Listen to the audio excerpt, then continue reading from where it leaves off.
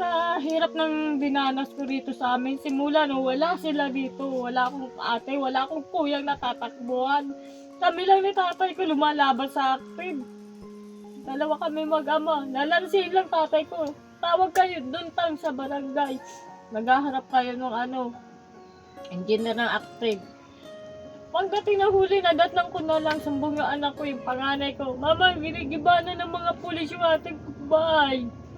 Pag dumarating sila minsan tanghali, dadating sila, nila sa amin ba, nakatutok yung mga baril. Ang ginawa ko,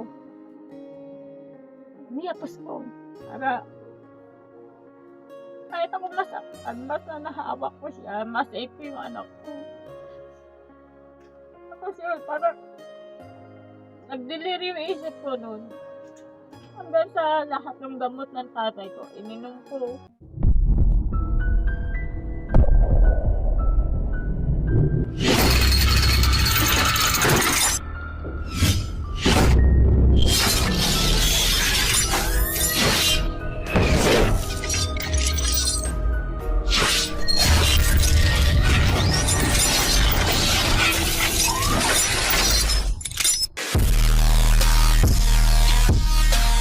Ayan mga kalingap, meron po tayong bagong kalingap partner ngayon, si Transporter. Pasubscribe po naman channel, napakasipag.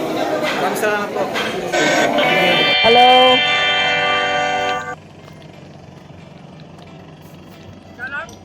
Good morning! Kumusta po kayo, Tay? Okay lang. Parang magandang bahay nyo dito, Tay, ah. Maganda Ha? ko. Bigyan mo ba ako ng Anong pangalan mo, Tay? John? John, ako nga pala, sige mo. Ito yung bahay mo. Hindi. Daming bahay. Kanina tong bahay to. Anak ko. Ah, sa anak mo. Oo. Kumusta kayo dito? Okay lang. Kakain pa rin sa isang Ha? araw. Kahit... Okay lang ba sa'yo? Kuhaan kita ng video? Ha? Ha? Okay lang? Okay. Kumusta ang buhay? Ito yung trabaho mo, Tay. Yan, kawayan. Ba't wala kayong mga display? Ay, hindi ano lang. Yan lang ano na. Pag may order. Ah, by order ka lang. Yung... Saan ang tulugan mo doon? Oo, doon. Ilan ang anak mo? Konti lang naman yan sila lahat. Kunti? Oo. Kunti lang sila lahat? Parang naguguluhan ako dun sa kunti lang sila lahat, ah. 12 lang yan. 12? Oo. Wow. May asawa na yung iba. Ah, may asawa na yung iba. O, 5 na lang yung wala pa. Anong kadalasan ginagawa mo dito? Ha? Ito lang. Anong gagawin mo dyan? Upuan. Upuan. Tapos ngayon may order ka. Oo. Meron pala kaming dalang bigas, oh. Oh. Ayan. Pagpasensyahan nyo na. Thank you. Ang aming pasalubong sa inyo. Salamat. Maagang pamasko. Ayan po. Ajang, dali mo doon. Dali mo na doon. Bigyan mo mama mo dali. Dali mo. Sige na. Meron pang walnuts, oh. Galing kay Mama Linda yun. Melinda? Oo, galing kay Mama Linda. Ay, kay Mama Linda. Oh. Ano? Brother Gibo. Meron pa lang may galing pa ng galing pa ng to eh. Galing ka ng hindi.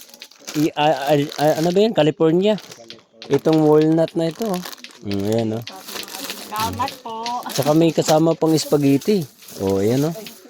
Oh. Ayos to, may walnut, ah. Salamat po, Mami Linda. Palaya? Ayan, may spaghetti, may ibang grocery. Ayan, tsaka bigas 5 kilo. Marami yan. Hello po, Nay. Kumusta, Nay? Okay lang po. Kahit hirap, nakakanaw. Kahit hirap, nakakaraos. Ano talaga pag may Panginoon sa atin? Kahit anong hirap, Opo. tutulungan tayo ng Panginoon. Eh, mga apo ko yun na. Yung 3. Yung 3, nasa sayo yung mga apo mo. Itong 3 to ang apo mo. Opo. Ito, bunso mo na. Ito po yung bunso. Ilan taon na po ba kayo? 52 po. Ilan taon na yan? Magte-10. Ah, 10. Magte-10 sa Akala ko 20 po, 5 years old. December. Akala ko 5 years old pa lang eh. 8 ka pala. 9. Magna-9. Kadami po kasi. Ayun tuloy. Kinu-question ka na ng anak mo. Question talaga ko. Sabi ni Kasi, Mama magtitin. oo. Yun pala, 8 pa pala siya. Magna 9. Magnanay pala. lang ako. Sa inyo itong lupa dito? Oo. Sa kanya. Ah, sa'yo? Oo. Yung banda naman yung sa akin doon. Ah, mayroon din sa'yo doon. Kasal kayo? Hindi pa po. Bakit? Kasal pa kami, kayong ninong. Naka 12 na kayo? Oo. Hindi pa kayo nagpakasal? Ha? Hindi pa. Mayroon na magkasalang bayan? Meron nga. Oo, walang bayad. Pero dito na kayo naka-12. Dito na kayo naka-12. Dito na. Hindi kasama Ano, yung yung ano, apat, yung apat sa kanya, yung sa una. Ah, sa'yo din, 6. 8. Ah, 8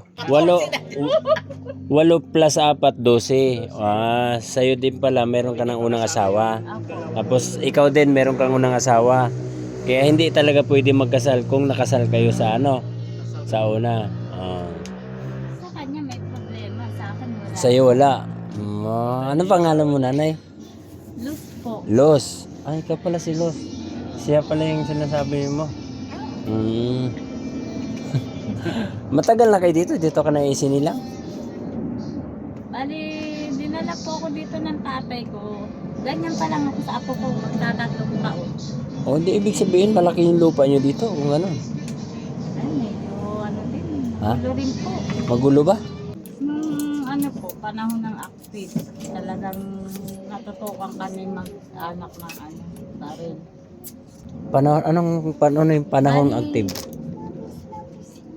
Ang active po kasi, kumukuha sila ng lupa na na relocation nila, tapos gagawin subdivision po. Ganon. Bali, Sa government yun? Government? Bali, pinaalis nila kami. Sa government yun? Hindi po. Parang lang yung tag nito. Parang kagaya kay Bilyar, bibili ng lupa. Parang kontraktor. Hindi. Land grabbing. Land grabbing yun. Oh. Ngayon, nilaland grab kayo dito, tinutukan kayo ng baril. Opo. Nung mga buhay pa po ang tatay. Bali, 2 lang kami ng tatay ko ang humaharap. Oo. Tapos tinutukan kayo ng baril. Talagang ilang beses nagibaan kami ng bahay dito nung panahon ng active po. Oo. 3 beses nagiba yung aming kubo. Am- Kung di ako makasarili. Kung makasarili ko, hinamo na nga kami bayaran nila 100,000 lahatan. Alis kami mag-anak. Paano sila kung di ko sila inintindi? Mas ganyan ginagawa nila sa akin. Kaya sa hirap ng dinanas ko rito sa amin, simula no, wala sila dito. Wala akong ate, wala akong kuyang natatakbuhan. Kami lang ni tatay ko lumalaban sa akin. 2 kami mag-ama. Lalansin lang tatay ko. Tawag kayo doon sa barangay. Naghaharap kayo ng engineer ng active. Pagdating na huli, nadatnang ko na lang, sumbong yung anak ko, yung panganay ko. Mama, ginigiba na ng mga pulis yung ating bahay. Yan ang Pero mga dito. security pala yun. Yung mga security yun, ang dami. Halos parang isang batalyon sila sa bahay, nakapalibot eh. Pag dumarating sila minsan tanghali, dadating sila, nila sa amin ba, nakatutok yung mga baril. Tapos lahat na mawala sa kanila. Ako raw, mga anak ko nagnanakaw. Kahit nag-aaral ko yung mga anak ko sa sariling sikap namin mag-asawa. Hindi kami humingi ng tulong sa kanila. Papayak. Totoo lang, namatayan ako ng anak. Nana. Ako lumapit sa kanila para mamili ako ng sa kanila. Ganito, ganyan. Dali mo na yan, Abo. Dali mo na yan. Sige, pakain. Sariling sikap namin mag-asawa kung Paano ko dumiskarte sa... Paano po namatay yung anak mo? Yung isa po, bali, nakagat siya ng scorpion. Tapos, Scorpion? Ay, meron tayong scorpion dito yung itim. oo nga. Makamandag talaga yun, oh. Tapos yung isa naman, niyaya naman ng pinsa na pang-oriente. Oo. Hanggang sa Inutusan pa yung anak ko na maghila ng kuryente. Eh, may tama pala yung may Ah, butas ba yung balat? Oo. Tapos mas kinampihan pa nila. Maraming salamat po. Maraming salamat po. Yan, Mami Linda. Ano ko na, tanga-tanga ako, bobo, walang pinag-aralan. Kaya walang mapapala yung kaso na isinampa ko. Sinampa na mag-asawa. Oh, sa awa ng Diyos, dismiss yung kaso na yun. Tungkol sa anak ko. Ano sa akin lang naman, hostisya ang hiningi ko sa Kasi pamangkin ko siya. Pamangkin ko rin po kasi akusado eh. Tapos biyanan niya. Kaya kung baga sa ano, dobling, kung masakit sa kanila, mas masakit sa akin kasi dobling sakit. Hindi nanas ko sa ganito. Kaya ako gusto ko lumayo na lang dito. Ayaw ko na halos makita yun sila dito. Sabihan pa ako na ano, marami inaano nila sa akin na masasakit na salita na hindi ko na minsan yun na lang mga anak ko tinitingnan ko dyan na lang ako kumukuha ng lakas sa loob para lumaban sa buhay.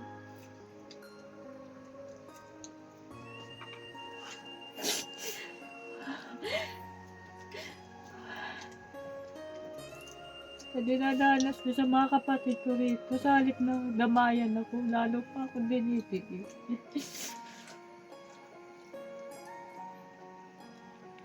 Meron talagang ganon, hindi naman talaga din lahat ng magkakapatid magkakaayos, no? O, may mga ibang magkapatid na mas kinampihan pa yung ibang tao kaysa sarili mong dugo, na imbis dapat ang magkakapatid ang talagang magtutulungan. Kasi ano pa rin pa mangyayari sa anak ko, patay na yun eh, nandoon na yun, patay na, nandoon na yun, yun ang sagot ko sa kanya, nandoon na yun. Pero yung hostisya, ang gusto kong makamit para sa anak ko dahil sa 10 taon lang. Sabi ko sa kanya, 10 taon yung bata namatay? Makuryente po. Asan banda na kuryente? Doon sa, may nanguryente, yung pamangkin ito kwento niya, nanguryente yun sa sapa. Oo. Tapos yung anak ko isinama nila, yung dalawa kong anak isinama nila panguryente. Oo. Ngayon, nung nanguryente sila doon, hindi namin alam kasama, yun. hindi namin alam na hindi na namin alam na nung nangyari na kasama pala sa pagpanguryente. Ngayon, yung bata na kasama nila kasi nagbiglang mga siguro mga 70 meters siguro ang layo ng pagpanguryente. Kaya ang ginamit nila bro, yung kuryente ng Meralco. Oo. Ground o doon sa sapa. Ay! Nakapilay nandun yung ano. Grabe naman. Tapos, nung biglang siguro sa kahila-hila nila, nawala bigla yung kuryente. Oo. Nung nawala yung kuryente, yung pamangkin niya kasama sa pagpanguryente at saka yung biyanan, inutusan niya yung pamangkin na subaybayan doon sa si GR, sinubaybayan doon, subaybayan na titingnan kung bakit namatay ang kuryente. Ngayon naman, ang anak ko naman na isa, kasama nila, inutusan din na sumunod sa ni GR. Nung nagkataon na doon sa tubig yung bata, pagbalik ni GR, nakita na nila yung bata na nasipa na lang niya na nandoon na sa tubig. Wala nang malay. Oo, kasi yung... Ninahon niya, mayroon pa daw kunting ground. So nakurinti nga talaga. Nakurinti, oo. May putok dito, tapos dumugo ang ilong. Diyan na lumabas yung nung mga ilang araw yun. Isang gabi pa lang Isang yun. gabi pagka Lumabas yung galing na sa doon ilong sa yung ospital. Oo. Umagos pa talaga yung dugo niya dito sa dito sa dam. Yun ang pinaimbestiga namin nung nag-report kami sa barangay ng sa nangyayari hanggang sa pinalibing na namin. Sino naman nagtutok sa inyo?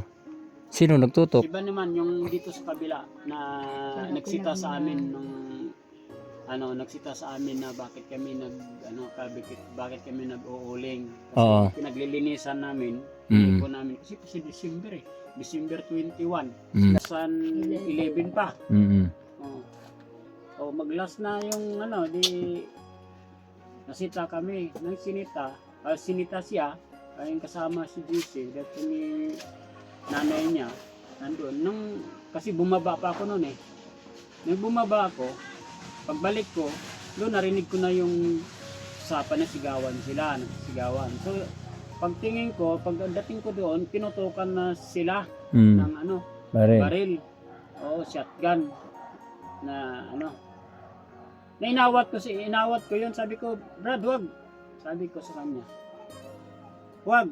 Tanod ako, wag kang mag-ano yan. Ibaba mo. Ay, hindi man niya tinutok pa. Lalo pa rin kinalabit niya. Kinalabit? Kinalabit talaga. Ha? Oo, kinalabit talaga. Buti ka mo, hindi bumutok. Hindi nga, hindi po basta swerte na lang siguro. Kasi may Kusalba. kasaluhan ng Panginoon. Kusalba. May mission pa ibibigay sa akin. Tapos yun, Kumbaga yung habang wala siya nung mga oras na yun, nagkaroon ako ng lakas ng loob para agawin. Ayun, nakita niya na pambuno na kami. Okay. Kamera, yung na Tinulungan niya na ako. Kasi ilalim ako. Oo. Bulong na Tapos kami. nakuha niyo yung baril. Yun yung pinaka Opo. ebidensya. Nung nakuha na namin yung baril, pinadala ko na doon kay chairman. Oo. Namin ni Pasito Botardo. Dati. Pinadala ko na sa kanya kasi hinaharap ako Oo. Ipabalik daw yung baril. Mhm. Nandun na yun. Pinag-away po, nagpambuno. Nung pagpambuno namin, hinataw niya ako ng kahoy na paganyang kaba. Mm. Hinataw, nakakuha ko, hindi ako natamaan. Nung nahawakan ko siya kasi parang hindi na ako nakatiis tatali ko na siya, wala ako. Nung nahawakan ko na siya, bigla siyang kinagat yung bra, hindi ko natatandaan kung saan yung kakagat. Basta nabitawan ko siya, nung tumayo siya. Yung kanan, Takbo. pinagat. Kanan, Yun, maasin. bumaba na rin ako nung bumaba ako. Sinaman, pumunta na ako doon sa barangay. Si Duyon na yun sa chairman. Ano ba yan? Nag-report kami. Hinahanap na siya, hindi na nahanap yun. Bakit doon mo binigay? Bakit di mo diniretso sa pulis? Hindi pa. Kasi putin na agad diretso yun. So, yun naman din talaga yung ginagawa nila. Oo. Kasi nung Hinanap po ni-report nila ng yun. chairman, ni-report Hindi nila, na nagpunta nagtago. may dinala agad dun sa barangay. Nagtago na. Tapos Hinahanap na nagtago siya sa mga Cavite. taga-barangay kasama Oo. ng pulis. Ilang taon siya nagtago. Siguro na 2 taon mahigit. Oo. Ngayon siguro akala niya kalmante niya. Miski kami, akala namin kalmante na. Wala na yun. Oo. Lumabas? Gumawa siya po uli ng kalokohan. Oo. Ganun pa rin. Meron na naman siyang Nahuli siya. Oo. Doon May po ano na pala. nahalungkat lahat ng Ayun, kaso namin. May may warrant. Na Edi- may nakabimbing na kaso sa amin. Kumbaga, dagdag kaso pa dagdag sa kanya. kaso, ibang kaso Kaya na lang, naman. yung kabila, yung reklamo sa kanya, sakit pag-arid, low. Sa inyo naman sasabit yun. Sa amin naman ngayon, kaya ito, tuloy-tuloy ang harap namin. Di nakakulong na yon. Nakakulong yun, Oo. nagpiyansa naman din. Nagpiyansa din po. 25,000 yung Dapat diba yung baril bail niya. walang piyansa yan. Tapos ang Kasi piyansa niya Oo. 6,000. Baril yan. Napariglo din. Sabi ko, nung kami, usapan kami na tinanong kami sa abogado kung magkano. Sabi ko, wala na po. meron Sa kang matapos pang lang po yung problema. pansahog niyan. So magkano? Hindi, Tinanong yung kami isa kung lang, magkano maliit. ngayon Meron nyo. dito, Sabi ito ko, kalahati hindi ito. ko alam Ito lang. kung nagsuggest yung abogado na kung pwede itong yung 25,000 na bill na lang ang babayaran nila. Siya okay lang po. So yung inano na 6,000 kasi unang bayad nila dapat kasi may 6,000. So 19,000 ang bubunuin na. Babayaran nila yon tuwing 30. Sa 30 sa isang buwan. So, yan ang babayaran nila buwan-buwan, 4,000. So, nakalagay doon sa loob ng isang pagbabayad o hanggang sa pangalawa, hindi siya magbabayad, ibig sabihin, tuloy ang kaso. So pumirma siya doon, pumirma rin ako ng ang nakalagay. Hindi nga sila hindi sila bayad sa ang usapan. So mayroong itutuloy ang kaso. Kaya yung mga follow up namin, mag-asawa na tuloy talaga ang kaso. Sa buhay nyo ngayon, anong masasabi nyo po na ganito ang kaninyong pamumuhay? Minsan, nasasabi ko talaga sa sarili ko na, bakit? Ang hirap sa hirap sabihin. Kaya siyempre talagang inaano ko yung hirap na dinanas namin dito. Yung mga pagkain ninyo na tuon na naman. Nasa taas. Talaga naman, hindi naman kami. Nakakaraos naman. Kasi, minsan nagtitinda ako sa padilya. Ano naman ang mga pinaninda nyo? Ayan, yung ganyan. Mga dahon ng palaya. Palok. Kung ano yung gulay na may ma-harvest ko. Pagay ng puso, papaya, saging, dinadala ko din. Yan ang nakamulatan kong hanap buhay. Simula nung namatay na yung papa mo, kayo na talaga kayo na nagsama. Opo. Kumbaga, Na rin kami magkasama yan. 21 years na rin. 21 years? Buti na lang kamo, nandito si tatay, no? Talagang totoo na. Sinabi ko sa kanya na huwag na kami dito sa lugar na to. Oo. Kasi kita ko na yung gulo ng buhay dito eh. Lalo na sa sa side ko. Kita ko na eh. Kaya kumbaga sa siya na lang din ang iniiwas ko na ayokong madamay. Ang hindi niya alam. Tapos, eto. Kaya lang, katuwiran niya ngayon, lalayo pa tayo. Dito na tayo namatayan. Dito na rin tayo mamatay. Yun ang niya. Okay. Sa bagay, lupa niyo naman ito. Kumbaga, Sa akin, hindi naman Kasi kahit saan tayo dali, kahit balibalik na rin man ang mundo. Kasi isa lang ang uuwian natin lahat eh. Sa kanya. Tama. Taas. Kahit naman sinong tao, hindi nakakapagdala ng lupa yan. Pag namatay na. Miski anong yaman niya. Magiging alabok din siya. Kasi doon tayo nagmula lahat. Doon tayo na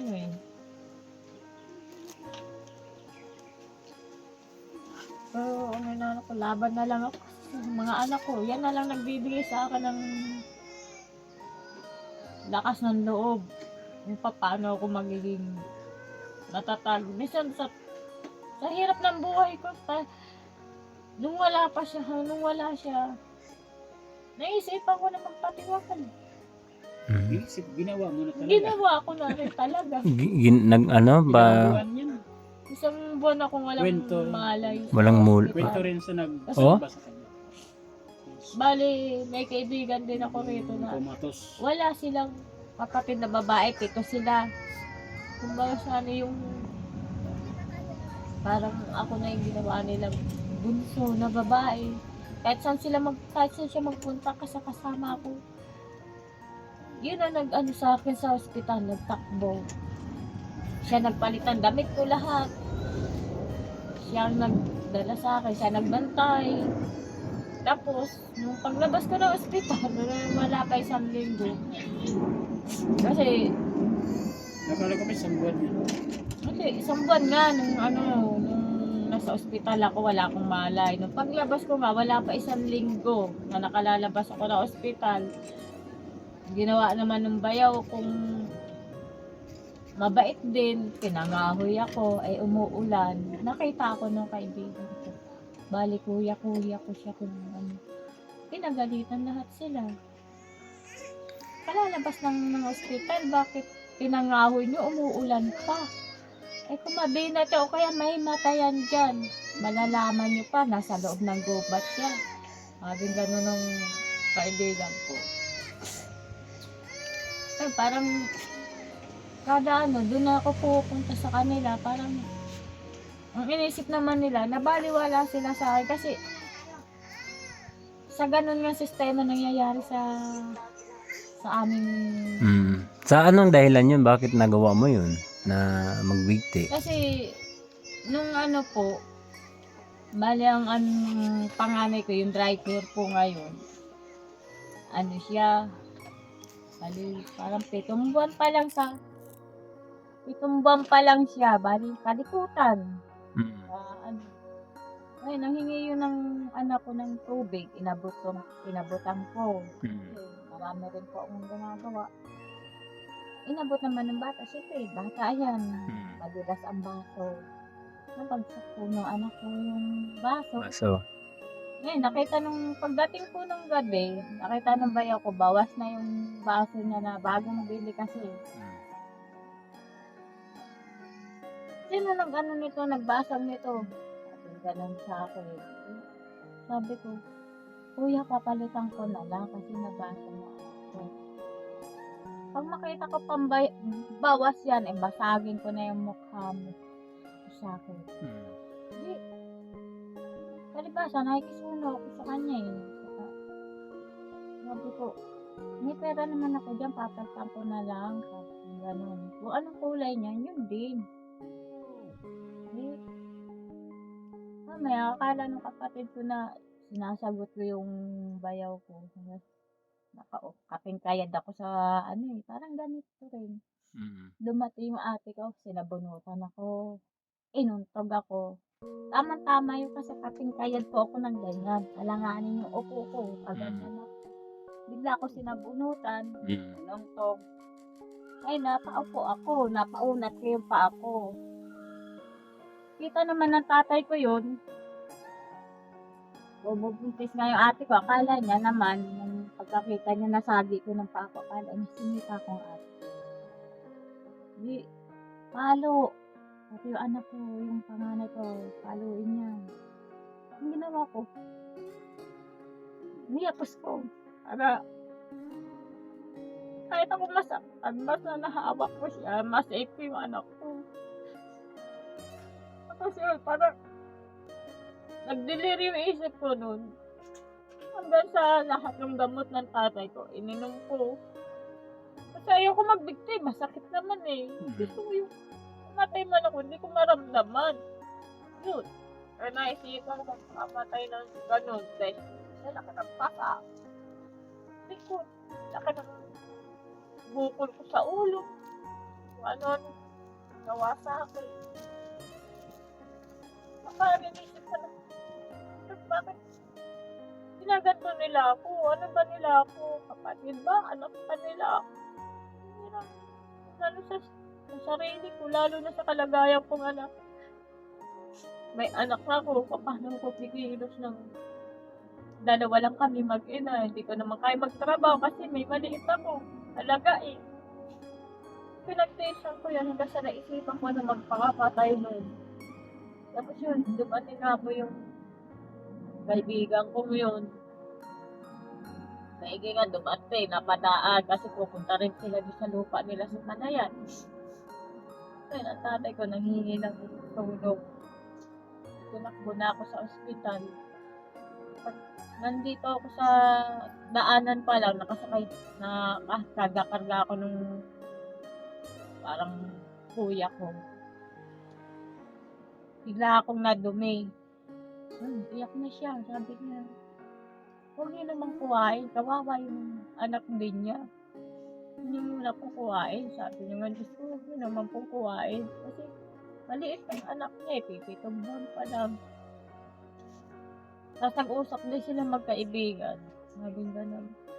Diba, pare, ang taong naglasong diba pag natai o naihi, wala nang pag-asa. Gano'n. Sabi naman nung kaibigan niya, huwag ka nga ganyan. Nakasama yung loob mo, parang hindi ka lalaki.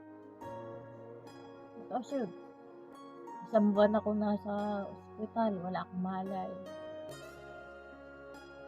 Nung pagdilat ng mata ko, ang tatam at saka ang inang yung tatay niya, nanay niya ang nasa harapan ko. Nangaralan ko na ko. Ganun ginawa ko. Hindi ko ba raw inisip yung anak ko.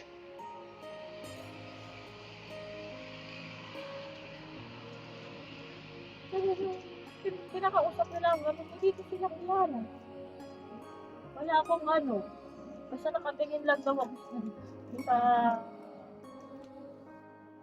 para tinurag kong kapatid. Hanggang minsan iniisip ko ng tatay ko na lalaki ko raw. Kasi may anak na nga ako eh.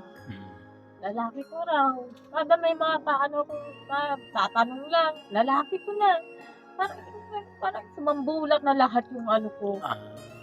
Parang ano, naiipon na lahat ng sama ng loob, Yung sama ng yung loob ko, sakit. iniisip ko na. Talagang kapatid nila ako. Hindi naman siguro ba tuturing sa akin. Kung talagang anak ako ng tatay at nanay ko, hindi naman siguro ba tuturing sa akin ng tatay ko. Mamahalin ako. Pero hindi, sa ano ko, mas kinakampihan pa nila ang ibang tao kaysa sa akin. Hanggang sa ngayon, eto, nagsasama na kami. Ganun pa rin ang nangyari. Ganun pa rin. Hanggang sa binabantaan pa yung anak ko na nawawala sila ng sabing dyan. Diyos ko, sabi ko, bakit? Anak ko lang ba? Kami lang ba ang tao dito sa lugar na to? Para kami na lang lagi ang babagsakan ko ano yung mawawala. Miski sa kapatid kong yan, yung pumunta dito. Hinanapan niya yung kaldero niya. Sabi ko, may kaldero ako dito, kahit butas siya. Pinagsasaga ako sa ingay, wag lang ako magnakaw.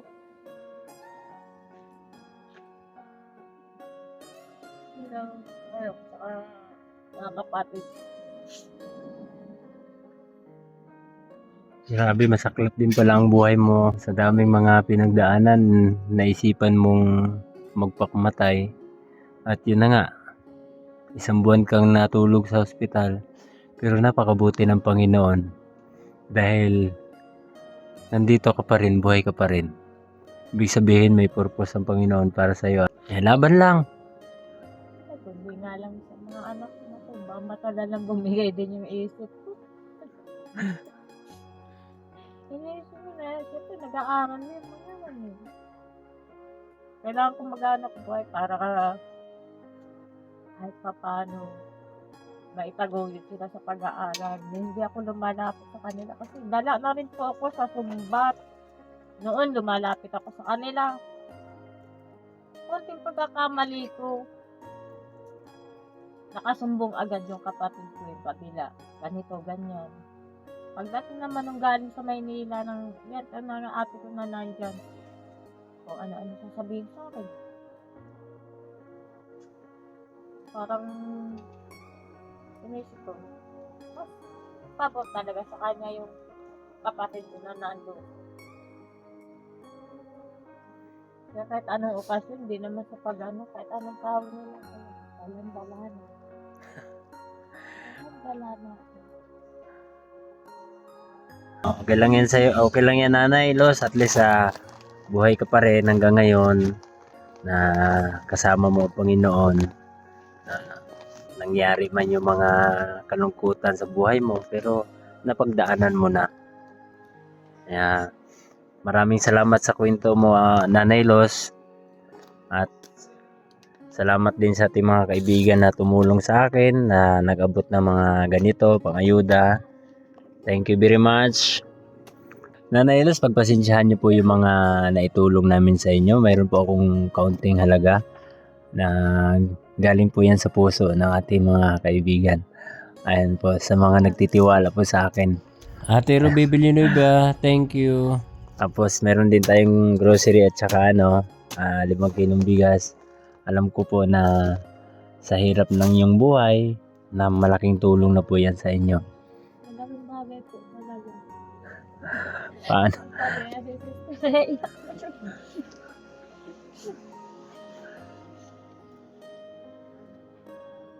Sige po. At kami na po'y aalis na po mga kagimo. So, iba-ibang kwento ang ating na sasagupa pag tayo po ay mag-charity, tayo po ay mag-scout, Kaya pagkasama natin ng Panginoon sa lahat ng mga pagsubok na dumating sa buhay natin, makakayanan natin. Kailangan lang natin tumawag sa Kanya at huwag natin balawalain ang Kanyang pag-ibig na ipinagkaloob niya sa atin. Kaya napakabuti ng Panginoon dahil buhay po si Nanay Luz at si Tatay Joy, kasama ang kanyang pamilya kahit may mga pagsubok na nangyari sa buhay nila at naging matatag pa rin sila hanggang ngayon. Kaya sa inyong lahat, sa aking mga kaibigang OFW at immigrant na nandiriyan sa ibang bansa, lalo na ang ating viewers dito sa Pilipinas, shoutout sa inyo lahat. Maraming salamat. God bless us.